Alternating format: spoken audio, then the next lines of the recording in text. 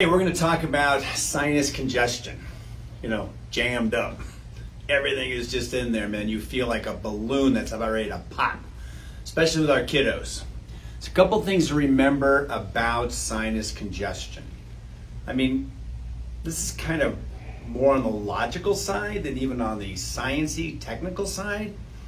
If things are congested, if things are jammed up, well, it hasn't drained. Kind of a simple one, right? You blow up a balloon, you let a little air out, you're not so stressed over it. You have some congestion, a little sinusing, runny nose, maybe a small cough, get that stuff out of there, you're gonna be good. So really, the problem isn't congestion, because that's a natural process. The problem is that it's not draining, and then we get serious congestion. We're jammed up. Now in our industry, the number one cause of this jammed up sinus congestion is what we call a subluxation. Subluxation is just when your spine is out of alignment and it's creating tightness in the muscles. It's creating kind of an attitude, I don't want to move, I'm just feeling miserable, I just want to sit down, so we're not even getting good movement. Muscles again are really tight.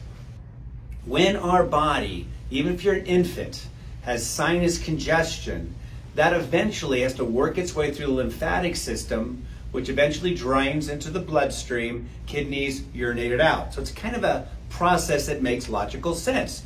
But what happens if it can't get out of the head and neck, through the neck, into your blood system? It's called the subclavian vein, right below your collarbone. What if it can't get down there?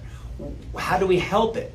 Well, there actually is some natural remedies you can do, which are not curing the source or the cause, but it is helping you. You can just do gentle lymphatic drainage. I teach moms all the time how to do this with their little ones, 2, 3, 4-year-olds. It's amazing. You're just gently working the lymphatics so you can help the body drain. Again, that's more of helping the body instead of the body helping itself. So if we want to get to the full cause of it, we got to unjam the nervous system. We got to unjam the neck. Remember, your muscles do two things in your body. They provide movement and they provide protection.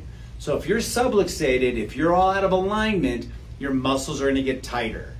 Lymphatics travel through, around, and actually into muscles. They go right by it. So when muscles are really tight, you have restricted that lymphatic drainage a lot. It's still working, but it is a ton.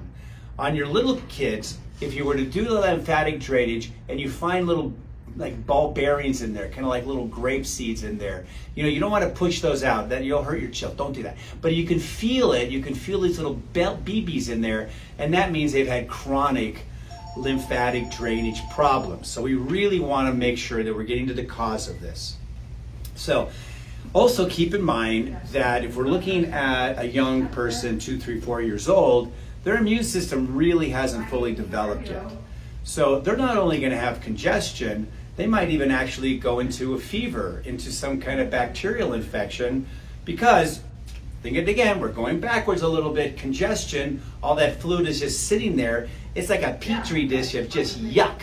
And then what happens is it's prone for a bacterial invasion to kind of start propagating, and it's more and more and more, and then you get a fever and infection. So if we don't have that pool for the body to get, like bacteria yucky in there, then if it drains, then you're not going to have the fever. You're not going to really have those symptoms.